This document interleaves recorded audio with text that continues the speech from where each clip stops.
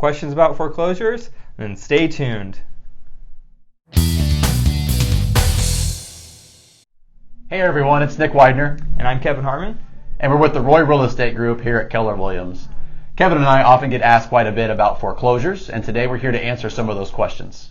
All right, one of the big questions that we get is what is a foreclosure versus a pre-foreclosure? And to really keep it simple, a pre-foreclosure isn't really much of anything. You can't really do much with regards to buying that property at this point. Now with a foreclosure, that means that the house has already been repossessed by the bank and it's either being made ready to get sold, or it's already available for sale. So you're looking to buy a foreclosure. Here's some things to consider before making that purchase. The number one biggest thing is foreclosures are sold as is, which means no repairs are going to be made by the seller, even if it's a lender required repair. So a lender required repair would be something like a safety and health hazard that the bank would require before the home could be occupied. Those costs, no matter what they are, would have to be paid by the buyer purchasing the foreclosure. And so that also brings us into our next point of what type of financing should you have available to you if you're wanting to purchase a foreclosure. What we would suggest is if you're not going to be able to pay cash, then you have at least a conventional loan. Most times is going to be your best option for that house because they're going to have less of those lender required repairs, as Nick was talking about just a second ago.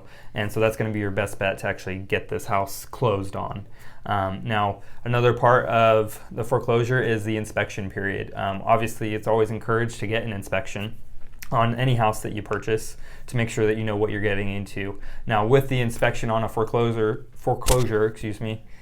they are not going to allow, sometimes they're not going to allow you to turn on the utilities at all. And if they do allow you to turn on the utilities, it's not going to be in their name. You have to put that in your name as the buyer before they allow you to turn those on. And a lot of times they only allow for a few days. And so you have to make sure that you time that turn on just right to make sure you get your inspections, the appraisal, and all these different things all done at the same time when the utilities are on, so you can make sure everything's working properly.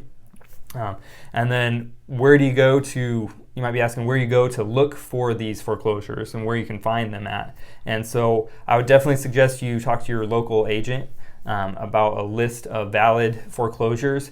I would definitely not trust third-party sites to have valid lists of foreclosures on their sites. 9 times out of 10, they're either old posts or just completely inaccurate. And so ask your local agent that you can know and trust, and they'll be able to provide you with that accurate list that's up to date. Thanks everybody for tuning in today. We can't talk about everything, all the details about purchasing a foreclosure on these videos. So if you have any additional questions, feel free to reach out to us. Our contact information will be at the end of the video. And don't forget to tune in next week. We're going to be talking about short sales. And make sure to subscribe to our YouTube channel and like our Facebook page so you never miss out on anything. Thanks, guys. See ya.